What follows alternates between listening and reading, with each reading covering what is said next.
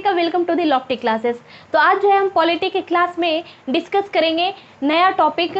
हालांकि हमने स्टार्ट किया था विधायिका, तो विधायिका में हम लोग जो है केंद्र स्तर पे, संघ स्तर पे हमने पढ़ लिया है, जिसको संघ स्तर पे विधायिका को हमने संसद कहा था। और हमने ये भी देखा था कि संसद जो है 3 स्तरीय होते हैं, 3 स्तर पे होता है। एक जो होता है आपका क्या कहलाता था, लोकसभा, राज्यसभा, और एक जो पार्ट था इसका अंग था वो था राष्ट्रपति। इसी तरह से हम आज पढ़ेंगे विधायिका का राज्य स्तर पे, और वो जो है आपका होगा राज्य का विधानमंडल कहलाता है। जैसे कि संघ के विधायिका को हम लोग सांसद कहते थे, उसी तरह से राज्य के विधायिका को हम लोग विधानमंडल कहते हैं। और विधानमंडल भी जो है इसमें भी जो है 3 अंग इसके होते हैं। 3 अंग कौन कौन होते हैं, तो राज्यसभा विधानसभा और विधान परिषद, और इसके साथ साथ राज्यपाल। ठीक है, तो अब हम सबसे पहले देख लेते हैं कि राज्य में जो है 28 राज्य है। हमारे भारत में 28 राज्य है वर्तमान में, जिसमें 22 राज्य जो है जिसमें केवल एक सदनीय व्यवस्था है, जबकि 6 ऐसे राज्य हैं जिसमें द्विसदनीय व्यवस्था है। एक सदनीय व्यवस्था मतलब कि सिर्फ विधानसभा यहाँ पे है, लेजिस्लेटिव असेंबली ही सिर्फ है। और 6 राज्य ऐसा राज्य है जिसमें द्विसदनीय व्यवस्था किया गया है। भारत के जैसे ही, मतलब भारत के जो संसद है उसी के समान ही द्विसदनीय व्यवस्था है। यहाँ पर जो है विधानसभा के साथ साथ विधान परिषद भी है, यानी कि लेजिस्लेटिव असेंबली के साथ साथ लेजिस्लेटिव काउंसिल भी है।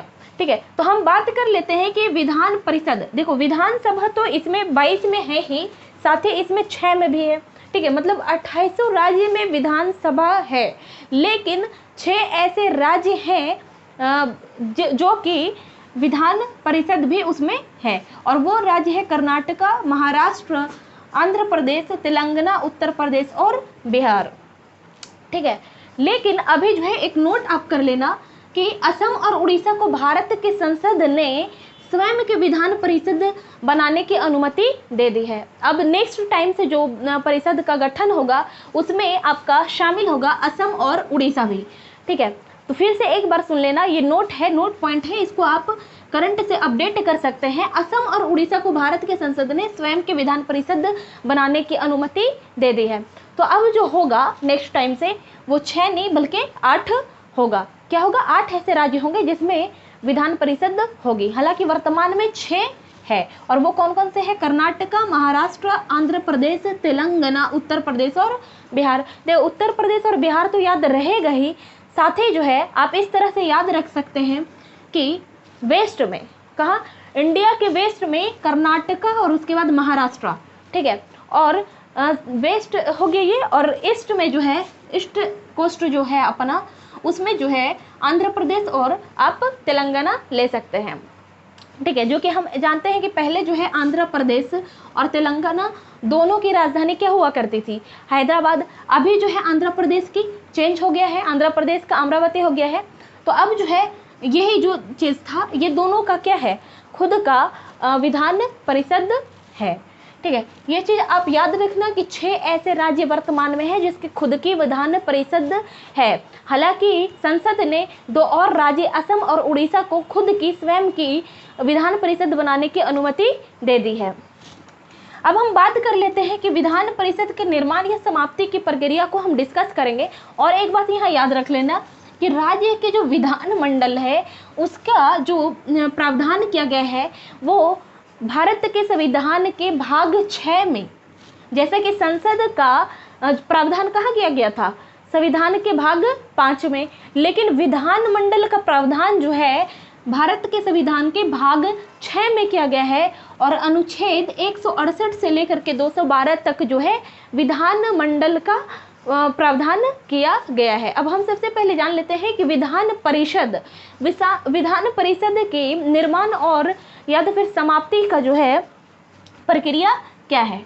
तो इसके बारे में जो है अनुच्छेद 169 यानी कि अनुच्छेद 169 आर्टिकल 169 के अनुसार जो है किसी राज्य के में विधान परिषद का निर्माण या समाप्ति उस राज्य की विधानसभा के विशेष बहुमत से पारित प्रस्ताव के आधार पर होता है, या तो फिर कह सकते हैं और उसके बाद जो है संसद के द्वारा साधारण बहुमत से वो प्रस्ताव जो है पास कर दिया जाता है।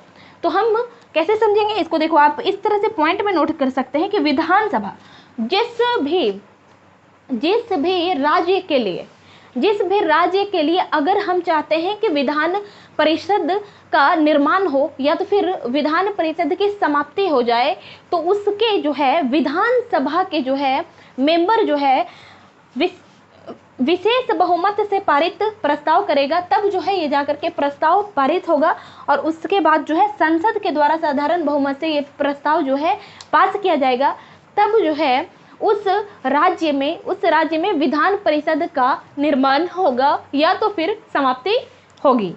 ठीक है, आई होप कि यहाँ तक आपको समझ में आ गया होगा। अब हम आगे की प्रक्रिया को डिस्कस करते हैं। अब हम विधान परिषद के आकार को डिस्कस करेंगे। तो कह रहा है किसी भी राज्य में विधान परिषद की अधिकतम संख्या राज्य के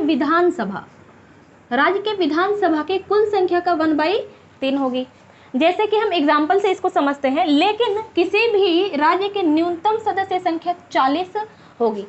न्यूनतम जो है विधान परिषद की संख्या तय कर दिया गया है कि वो 40 होगा, इससे कम नहीं हो सकता। ठीक है, तो हम अब एग्जाम्पल देखते हैं। जैसे कि हम बिहार का ले लेते हैं एग्जाम्पल। ठीक है, तो बिहार के जो है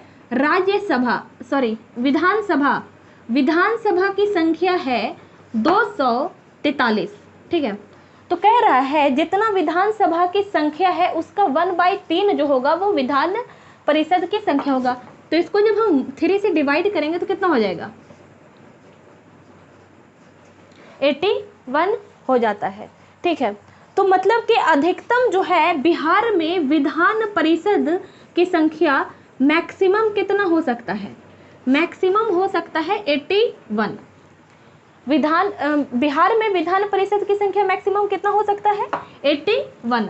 लेकिन अगर हम वर्तमान की बात करें तो वर्तमान में बिहार की विधान परिषद की संख्या है 75।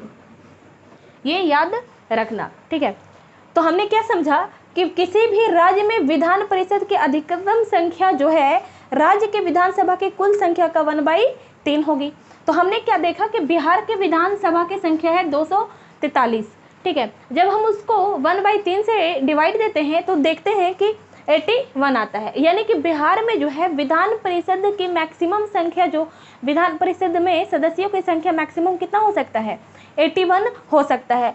लेकिन वर्तमान में कितना है, 75 है। इससे और थोड़ा 6 बढ़ सकता है। ठीक है, अब हम एक एग्जाम्पल देख लेते हैं। जैसे कि हम एग्जाम्पल ले लेते हैं अरुणाचल प्रदेश का। किसका ले लेते हैं, अरुणाचल प्रदेश का।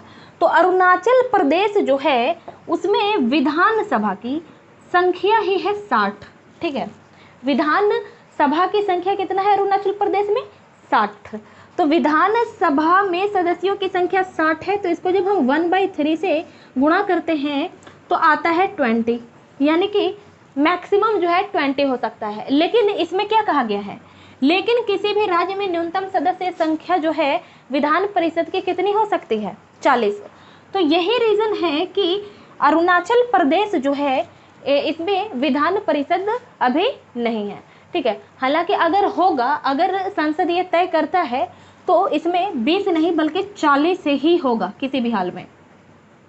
ठीक है, अब हम आगे समझ लेते हैं विधान परिषद की रचना को।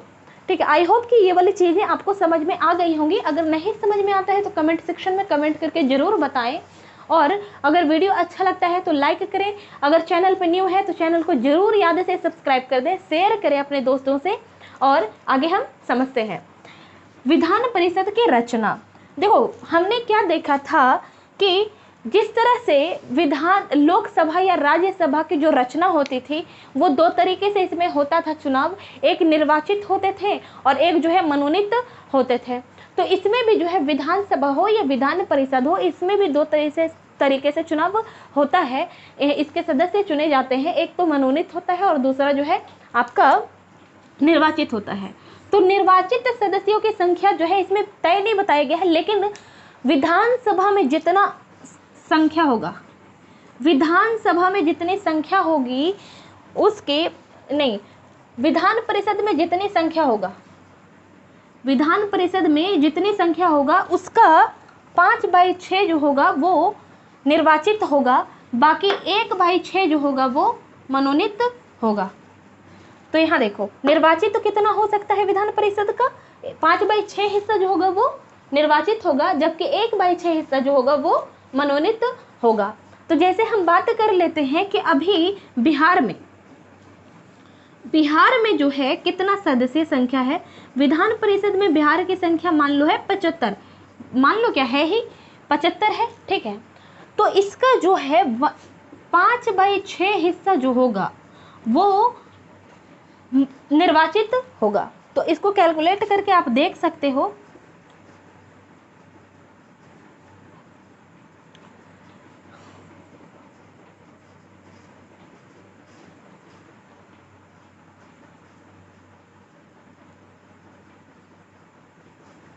तो 62.5 यानी कि लगभग 63 आता है, ठीक है। तो 63 जो इसकी संख्या है वो क्या होगा, 63 जो होगा बिहार में, यहाँ देखो 63 जो होगा वो क्या होगा, निर्वाचित होगा। कैसे होगा, क्योंकि ये जो है 63 जो है 75 का 5/6 है, और बाकी जो बचता है तो कर लो यहाँ कितना हो जाएगा, 12 जो बचेगा वो होगा मनोनीत, और ये 12 जो है ये क्या है 1/6 है, ठीक है। यहाँ तक आपको समझ में आ गया होगा। अब देखो लेकिन निर्वाचित जो सदस्य है, अब देखो मनोनीत जो है कुल का 1/6 है, और हम ये जानते थे कि मनोनीत राज्यसभा और लोकसभा में मनोनीत को कौन नियुक्त करता था, मनोनयन कौन करता था, तो राष्ट्रपति। उसी तरीके से विधान परिषद में या विधानसभा में मनोनयन कौन करता है, राज्यपाल। ये चीज आपको याद रखना है, ठीक। आगे हम समझ लेते हैं निर्वाचन कौन करता है यहाँ पे। तो निर्वाचन यहाँ जो है कुल का 1/3 हिस्सा जो है, 5/6 में 1/3 हिस्सा जो है राज्य के विधानसभा के निर्वाचित सदस्यों द्वारा किया जाता है। विधानसभा में जो निर्वाचित सदस्य होंगे उसके द्वारा जो है निर्वाचित सदस्यों को 1/3 हिस्सा जो है वो निर्वाचित होगा। बाकी जो कुल का 1/3 है वो स्थानीय संस्थाओं के द्वारा होगा, और 1/12 सदस्य जो है वो शिक्षकों के द्वारा होगा। शिक्षकों मतलब जैसे कि अगर बिहार का हम बात करते हैं तो बिहार के शिक्षकों के द्वारा 1/12 हिस्सा जो है निर्वाचित का चुना जाएगा। लेकिन इसमें शर्त यह है कि प्राथमिक विद्यालय के शिक्षक जो है इस निर्वाचन की प्रक्रिया में भाग नहीं लेंगे। बाकी जो माध्यमिक है या तो फिर उच्च शिक्षा के जो शिक्षक हैं वो इसमें पार्टिसिपेट करेंगे। बाकी जो कुल का 1/12 हिस्सा बचता है वो स्नातकों यानी कि ग्रेजुएट द्वारा जो है निर्वाचित किया जाएगा। लेकिन शर्त यह है कि ग्रेजुएट किए हुए कम से कम 3 वर्ष हो चुका होना चाहिए। तो इस तरह से हमने जो है विधान मंडल में विधान परिषद को डिटेल से डिस्कस किया। आई होप कि आपको सारी चीज़ें समझ में आ गई होगी। Thank you, thanks for watching मी। जय हिंद।